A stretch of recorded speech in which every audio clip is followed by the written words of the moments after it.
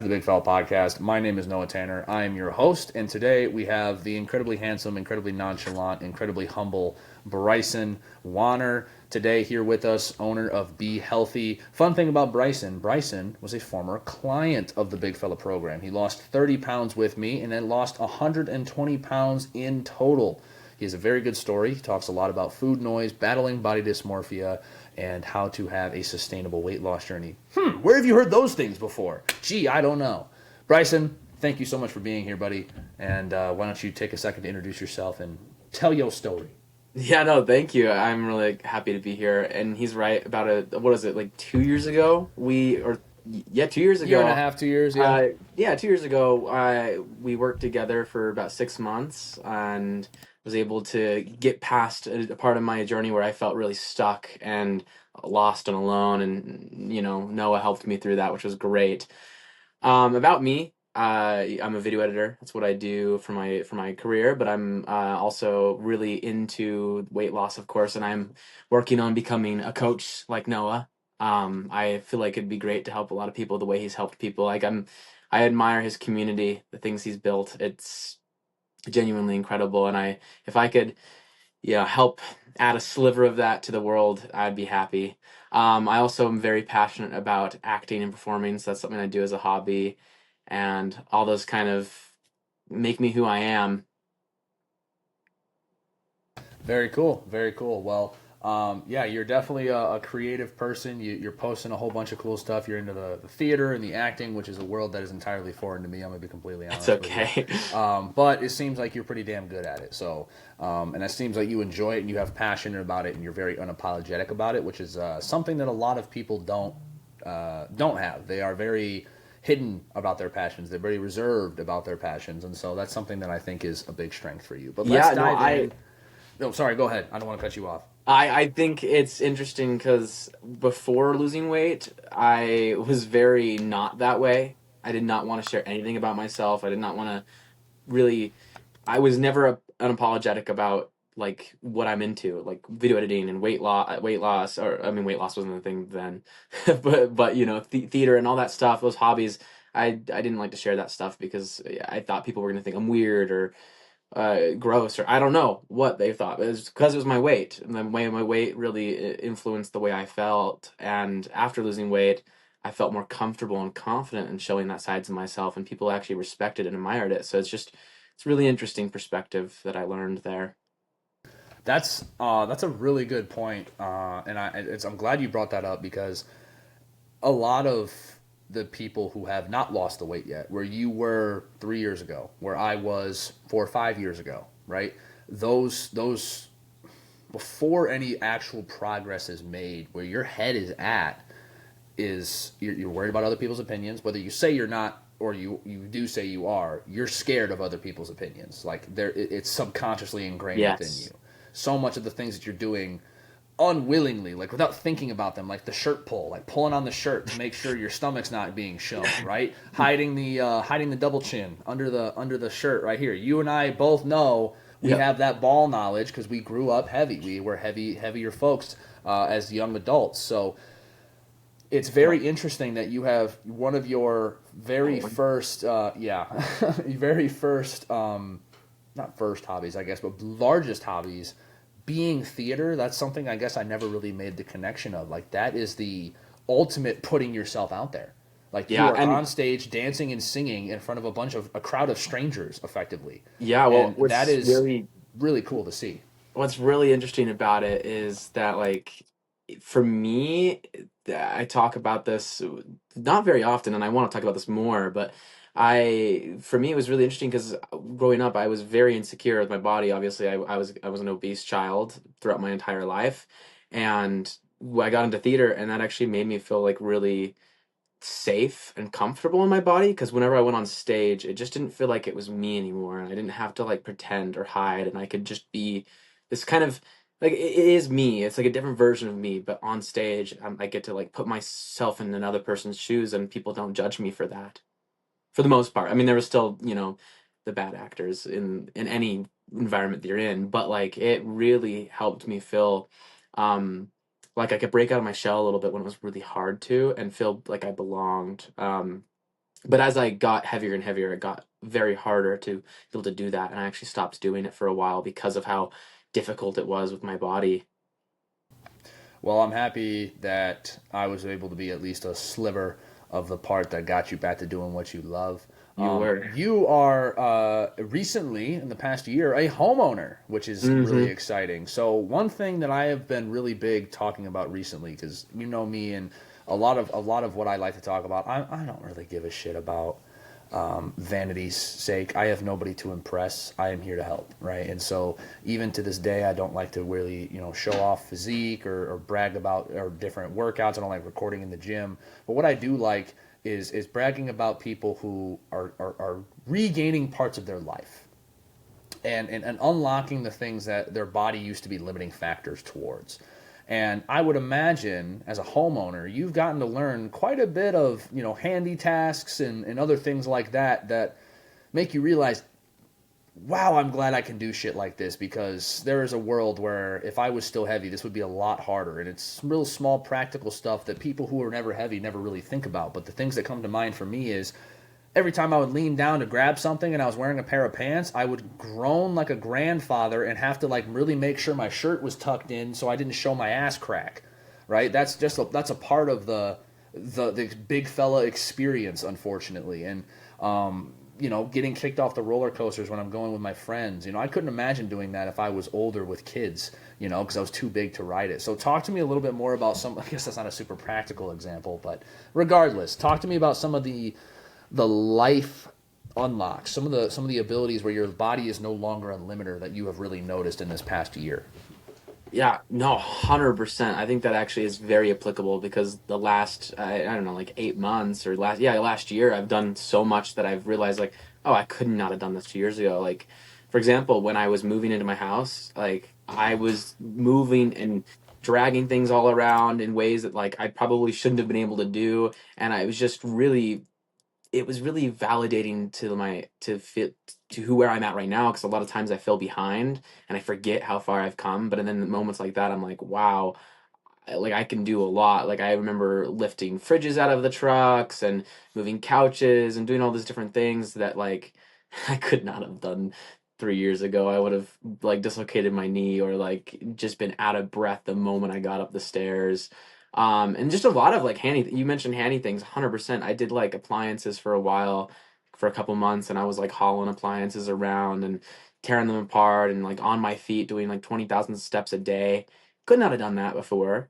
And there's just a lot of things, and especially when it comes to my hobbies as well. Like I'm just like I love going outdoors and hiking. Like I can hike more, I can walk more, I can do theater more. Like a lot of times, I the reason I stopped doing it was because I got hurt a lot. My body couldn't handle it, but now I can go on and just go ham. Like I will be like sweating like a pig at the end of the show, and but I'll feel amazing.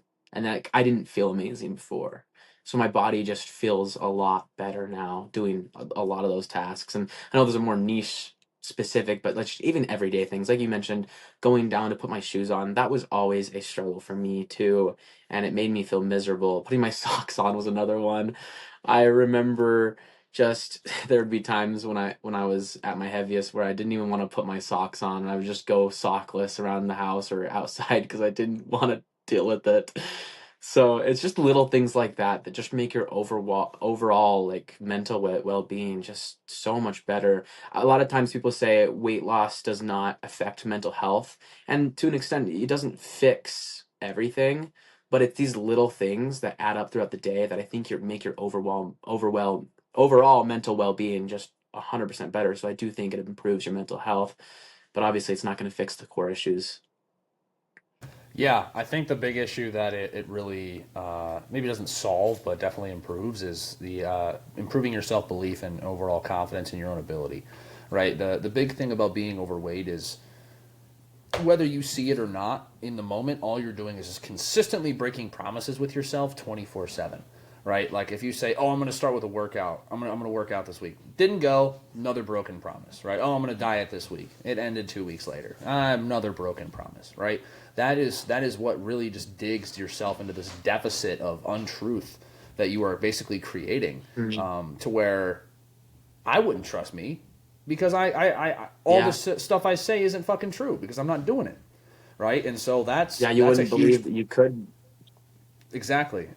And so when you can understand and have that level of undeniable self belief, where it's like I am gonna figure it out, and to show yourself that you can do those difficult things, and reminding yourself that you've done harder stuff than losing some weight, it makes it a lot easier. So I wanted to ask you, as somebody who has more recently lost the weight than I have, what would you say is, when you speak to others, when you speak to other people who have yet to lose the weight or are still struggling, or maybe they regained it, what are some of the biggest things that you see others struggling with, and what are your tips to them? Oh, that's a great question. A lot of times I get asked like, how do you stay motivated? And the answer is not sexy at all. And people don't really like to hear this because it's not sexy. And I think you know where I'm going with this. Is motivation is unreliable. And you cannot rely on motivation to lose weight. You have to rely on the fact that you're going to show up even if it's like a little bit. Like especially lately, I this year I have focused more on maintaining my weight, even though I want to lose a little bit more weight. I focused on maintaining, and a lot of times, because I've been focused on maintaining, I've just been feeling like I don't want to show up and I don't want to do the things. And there are the days that I don't want to go to the gym or I don't want to eat the right way, but I remind myself just to give a little bit, just a little bit, because if a little bit here will bring me to 100% later down the road. But if I don't give it a little bit now, I will never get to that 100%. So I always tell people like just focus on doing the best you can every single day and it will grow, because then you get into this like momentum snowball to eventually you hit that day where just everything's great, it's a great day, and then you're gonna have another low moment, it's gonna get down again, and then those low moments you have to still show up because then it'll bring you right back up to that big moment again. So I think, a lot of times I hear that struggle of like, I don't know how to stick to it long term. I don't have the motivation. And I'm just like, you can't have motivation to stick to it long term. You have to just ride the low days, like ride the dip, as a lot of people talk about. And you have to just show up no matter what. If that means just, doing the bare minimum, that's better than doing nothing, in my opinion. And that's one big piece of advice I give to a lot of people. Yeah, I mean, the answers are often incredibly unsexy, but that's the truth, because the only other alternative is selling snake oil or a magic pill that is untrue, right? Hmm. Discipline and consistency.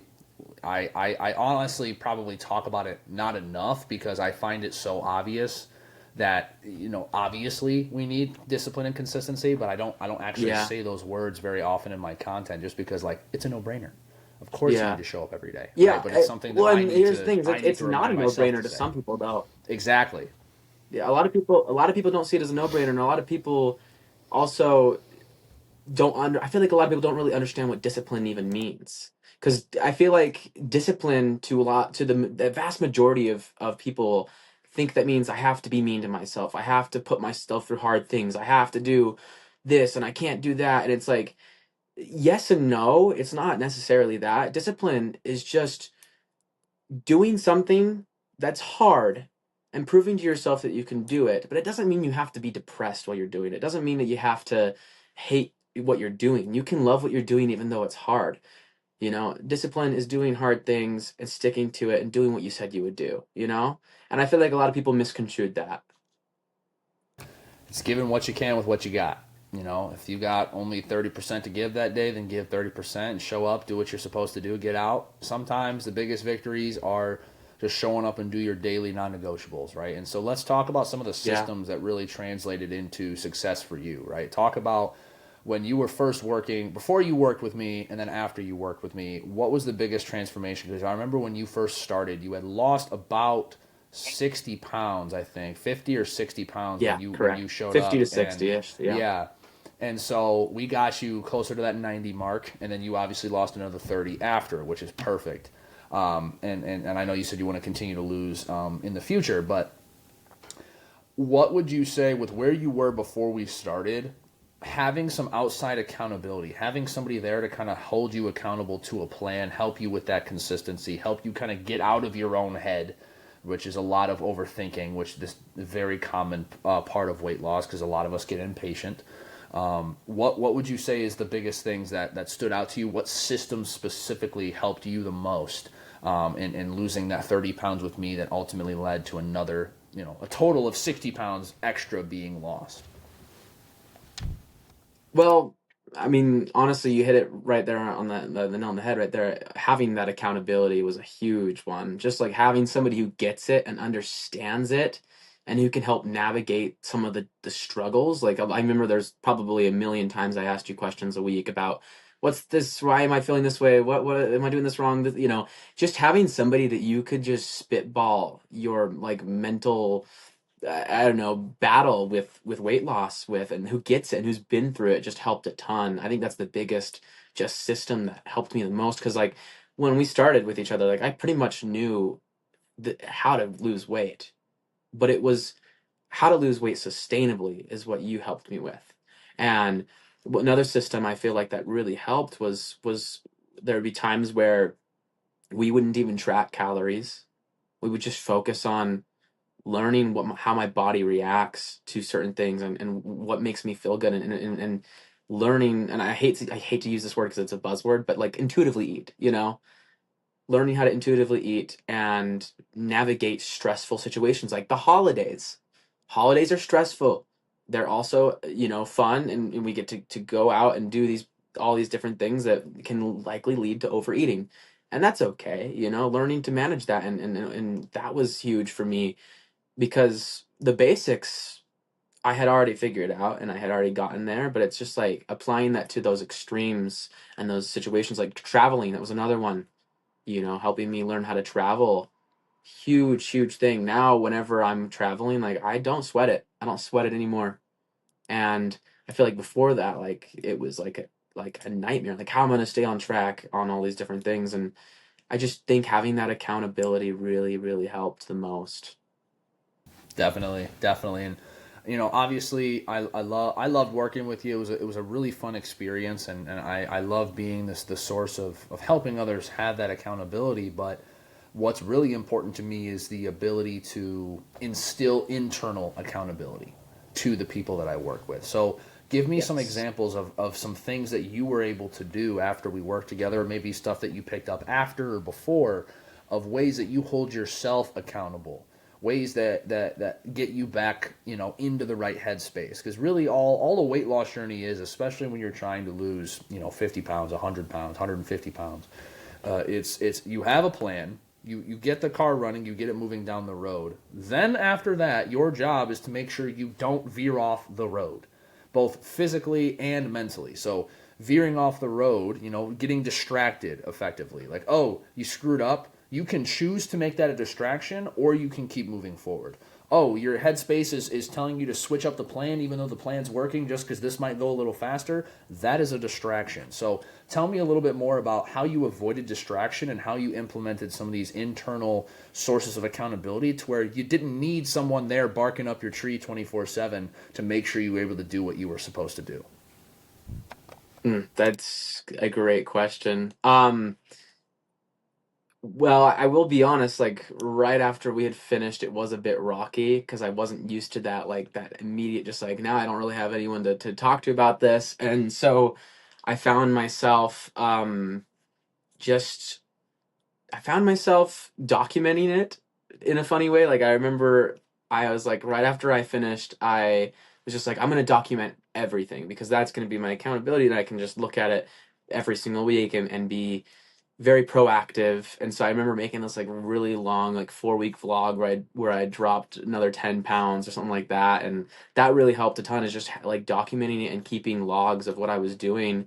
I mean, we did that together, maybe in a less extreme way. We would always, write everything down and track things, but then also we wouldn't at some times too. But um, it got easy after that though, because I just realized that I could trust myself and it's like there's no like I feel like there's no like specific or like magic fix to like explain of like this is how I stayed on path. It's just that I just trust myself better because I had evidence. And documenting all that evidence was really helpful as well. Like making sure that you take, this is something that I wish that I had done before I started weight loss, is take more photos and more videos so I had more evidence to remind myself. Because I mean, if anyone who's been as big as us, you know that body dysmorphia is something that is inevitable. It's inevitable. I mean, unless you're just rare and unique. I wish that was me, but I will still struggle with the body dysmorphia. But what helps is looking back at all that stuff and just seeing like how far I've come, and that helps ground me. So whatever, especially whenever I veered off the path, something that helped me stay accountable and ground myself is honestly just reminding myself of how far I've come, and how easy it is to get back on now, and how much trust I have in myself. A lot of times I would like have a weekend where just like, okay, I veered way off the path. I kind of failed or whatever, but that was always just a great lesson because that taught me how to get right back on the path and just go back to the essentials that I knew how to do, you know? And I think every time you fail is an opportunity to learn, you know, what went wrong, how can I do better next time? It's not a bad thing. Failure's not a bad thing. So what really kept me on path was honestly just trusting myself because I had the evidence. And for those who don't have evidence, it's really important to just try whatever, because whatever you do, you're either going to fail and learn from that, or you're going to succeed and boom, you have evidence, you know? So you just have to start is what's really important. Sorry, I kind of veered off the path there with with that conversation, but I just felt it was No, important to mention that part too. no, confidence comes from evidence, and that's what I always tell Yes. every one of my clients. Confidence is going to come from stacking. And this is not my quote. This comes from 𝕬𝕗𝕊𝕋𝕆𝕂. But confidence comes from stacking an Mm, undeniable amount of proof that you are who you say you are, right? And when you're losing yes. weight, you're almost starting in a reversal of that. You have a debt saying all these things that you Yeah. aren't, right? You've done nothing but prove that you aren't what you say you are. So it's a kind of a mind flip to like, I got to stack this evidence that I am actually this person. I am this person that knows how to lose weight, shows up what they said they were going to show up, and follows through on their word to themselves, right? A lot of guys will talk about how, oh, your man is your word is your bond as a man, right?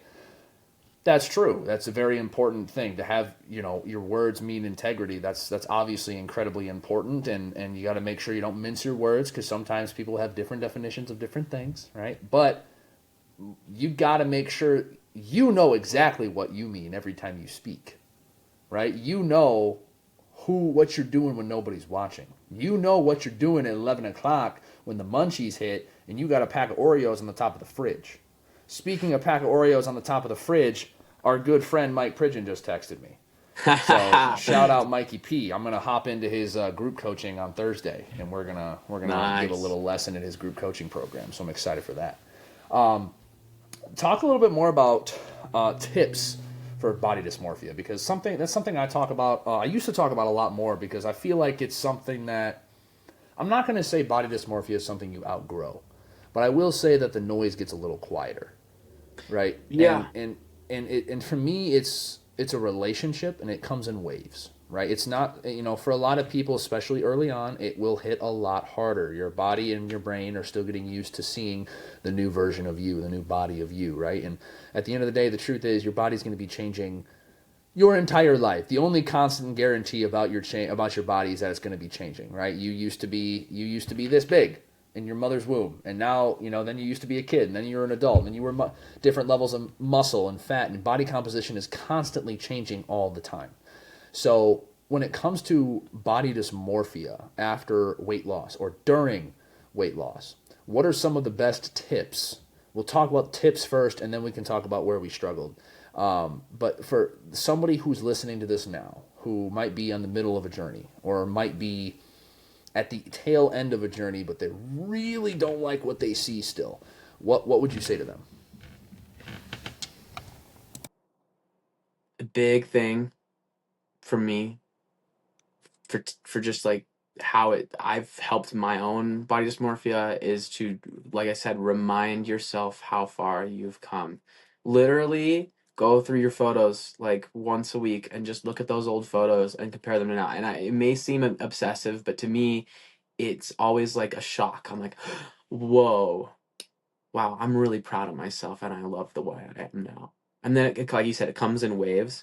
One thing I would do is to find things you can do that you can improve. That's like, how do I put this? This is such a hard and complicated concept, because I feel like it's a very individual experience.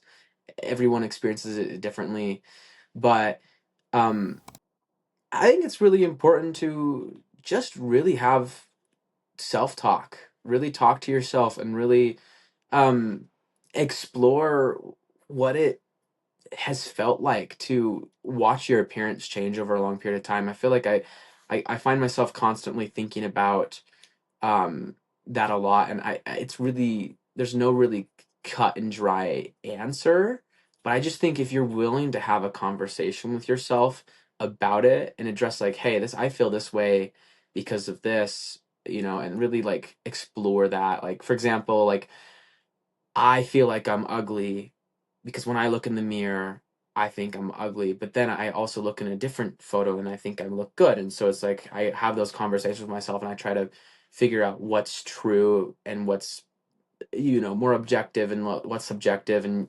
it's really complicated, but as long as you just actually start with a conversation with yourself, I feel like that opens up the doors to being able to heal. And to be honest, like, I still struggle like nearly daily with my feelings of dysmorphia, but it's gotten easier once I've started having those conversations with myself and started, reminding myself constantly of what I used to look like and what I look like now. Because honestly, when you're going through the journey, you're going to be changing so much that you can't really keep track of what you look like,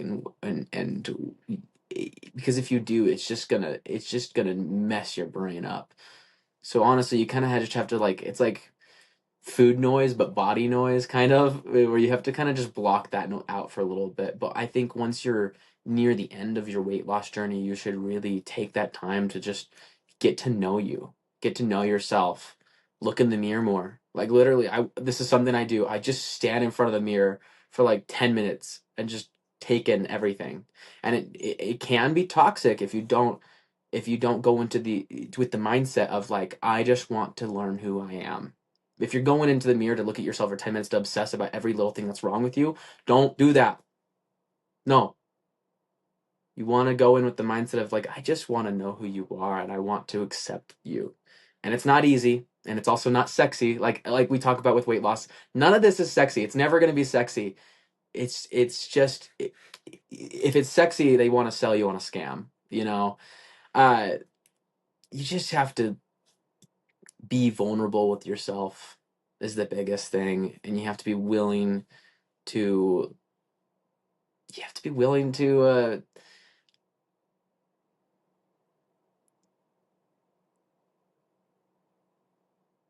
willing to know that you're not going to get what you expected with the weight loss. I feel during my journey, I was just thinking, once I've lost weight, I'm not going to think I'm ugly anymore. And that wasn't true. I still think I'm ugly, and that's hard. It's really hard. And so the last while, I've had to really accept that like, what my perceived outcome of the weight loss was not what it was supposed to happen. But that doesn't mean I'm ugly. So now I have to really address it from a different side. I have to really learn acceptance, and honestly, a lot of it is like the confidence built through evidence. Like, I find evidence for why I'm not the way I am. So that's a very, very long answer and really confusing, and it's going to be very, like I said, a very individual experience for every single person. But I think it's really important to just be vulnerable with yourself. Like, don't, like, actually talk to yourself. I feel like we're all distracted all the time, distracting ourselves from those really important conversations. This reminds me of something really great I heard recently. I was talking to Mike when we went to lunch, and I was talking about, like, we're always one conversation away from our lives being changed. And he's like, well, you're also one conversation with yourself away from your life being changed. So it's like, I think it's really important to open up, be vulnerable, talk to yourself, accept that things aren't going to be the way you expected them. You have to be willing to be flexible and to understand that it's not going to change exactly the way you expect it to. And if you do keep your mind stuck on that, then you're going to make yourself really upset. I think those two things are really important. I'm glad you brought up food noise as well, and kind of talking to yourself, because as somebody who has helped countless people through addressing their body dysmorphia and dealing with food noise and not liking the way you look, or looking one way but still feeling like you look a different way, it's all a mental game. It's all in your head. Body dysmorphia has nothing to do with your body. Food noise has nothing to do with food. It is all to do with your expectations in your own head. And I have a training that I like to give to my clients. It's about negative self-talk. And in this training, the types of critical self-thinking and critical self-dialogue that tend to pop into our heads will look like limiting self-beliefs, unrealistic expectations, and refusing to celebrate personal victories. Right? These are just some of the examples of negative self-talk. So what has really tremendously helped me, and what I think you should yearn to take a step further off of what you said, talking to yourself is a really good way to kind of overcome some of this body dysmorphia or self-sabotage. All of this is a form of self-sabotage. A way to kind of give yourself an outcome to shoot for is self-awareness. You need to learn yourself. And you need to learn your tendencies. And it's interesting because I've almost attained this message that has really quieted a lot of my body dysmorphia from a spiritual journey, which is a bit strange. But I've done a lot of studying around the ego and attachment and detachment. And a lot of the dialogue around how you view your body, how you view food, the anxiety that is attached to those things is attached also to your ego. Right? Whether it's a lack of, an ego has kind of a weird connotation around it. Some people think ego just means cocky. Ego is a part of you. Everyone has an ego, right? And you have a relationship with it. But really the point that I'm trying to get at is if you can understand your ego and you can understand your thoughts and understand the fact that all of your thoughts are not you. That's the screwy part that most people won't ever get to. Your thoughts are not you. You just have them. Your brain just spawns them in. That doesn't mean they are. That's not who you are. And so when you can introduce that concept to people who have never thought about that before, you can teach them how to raise their self-awareness. And what this looks like in practice is, okay, I'm having a lot of thoughts about how I look like I'm 300 pounds, even though I'm like 215 pounds right now. I know it's not true, so I'm going to remove myself from the situation. I'm going to go do something else, and I'm going to go distract myself for a little bit and get my mind off of it because I know it isn't true. That is a superpower. Having that self-awareness to know that you shouldn't feel that way, it's just a thought that's popped into your head due to previous, and where it comes from, we could sit here and talk about it for days and years and try to study the inner workings of the ego and all these other things, but there will be moments where self-sabotage looks like just bringing back up old habits and old thought processes as a protection mechanism, right? So when I was, 300 pounds, a lot of these ideas of self-doubt, a lot of these ideas of woe is me, self-loathing, these things will still pop into my head from time to time, and they still affect me to this day. But I have gotten better at identifying thoughts like that, crumpling them up and throwing them in the trash can because I know they're not me, right? I come on a hard day, I have a hard day with work, or I have a hard day with my body, or I have a hard day with eating, or whatever the case might be. Some of those noises kind of pop back into my head a little bit. I know now, I haven't mastered it, I still have hard days, but having that self-awareness to say, this is just old limiting beliefs from who I used to be, this isn't me anymore, this is just an annoying thought. My brain is doing this isn't who I am. And being able to detach yourself from those thoughts and realize your thoughts are not who you are is a massive, massive thing to strive for. Having that self-awareness and be able to call yourself, my brain is being stupid right now, my brain's making me think all these silly things, this is not who I am. And being able to say it out loud like that to yourself is a skill. And it's a Yes. great way to smack yourself back into reality. It's like, I'm tripping over nothing. I'm good. Yep. And then after that, you can start practicing the gratitude. It's like, bitch, I'm down 120. Come on now. Like that's something you can start saying to yourself. And everyone has their own ways of, I love that you brought up looking at the pictures, looking at the progress photos, looking at what you used to look like. That is a huge part of seeing that progress. Stack that undeniable proof. Look at the abilities that you now have. Right? Look at the problems that you no longer have. I no longer have to worry about excessive knee pain. I no longer have to worry about if I'm going to need a seatbelt extender on the airplane. I no longer have to worry about being exhausted after a normal 9 to 5 day of semi-physical labor, and if I'm going to have to call in. I no longer have to worry about other people's opinions of me. Right? And that is a transformation that came, yes, physically started it, but it also kick-started a mental and spiritual transformation as well. So I like a lot of those things that you brought up, and I wanted to kind of just give a little bit of an extension to what you previously said. Yes, that was amazing. Thank you. Like that is exactly what I would agree with 100%. It's those are all important. Really, genuinely, it's like it will change your life if you can just learn how to honestly, yeah, just let go of those thoughts because sometimes, like you said, you just have thoughts. It's like I'm sure you're familiar with the concept, the body keeps the score as well. Um, your body kind of gets trained throughout your life how to react to certain things because you maybe be conditioned to it.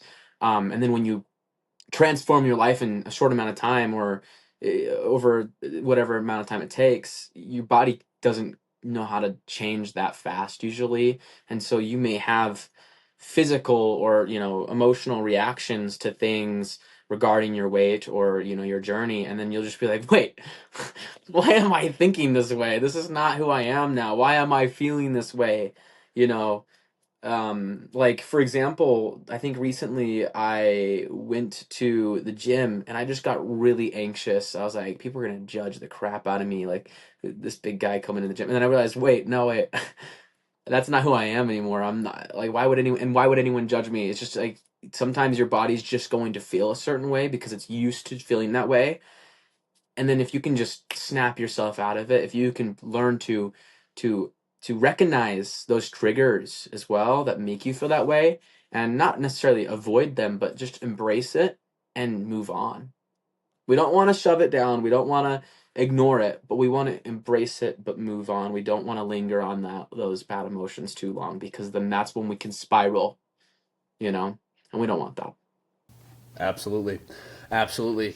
To kind of round out our conversation here, I think we both, we both can agree with the fact that we get into our heads too much on a weight loss journey. We overthink things far too often when we Yeah. don't see the results fast enough. A big part of the expectations game that people are failing themselves on is setting too steep, too stark, too quick of expectations on a sustainable fat loss journey. So, with that in mind, the number one antidote to that is always going to be action. It's always going to be show up, do what the fuck you're supposed to do, and then repeat it the next day, right? So, thinking about the action, thinking about the action steps, right? Thinking about the food swaps that you used, thinking about the workouts that you did, thinking about the other habits like journaling or other things like that. What would you say are the three most important literal action steps, not mental game, literal action that you took that helped you the most during your journey?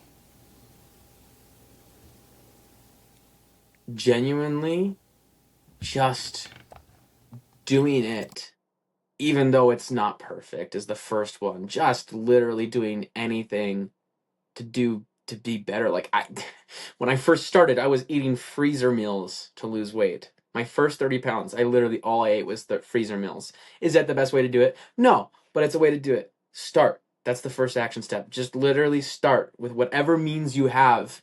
You can slowly improve it over, however long it takes to improve it. You can make swaps eventually, but you just have to start.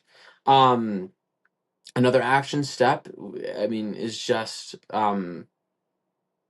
well, for me, I mean, this may not apply to everyone, but just documenting, like I said, documenting because that will help you stay accountable if you don't have somebody to be accountable with. Um, and you'll have something to be able to ground yourself with when things get hard. Third is be open to being open to be flexible with things, and be willing to learn new things, because there's always going to be something you don't know with weight loss or with nutrition, or and be open minded with it, because if you're not, then you may actually fall behind.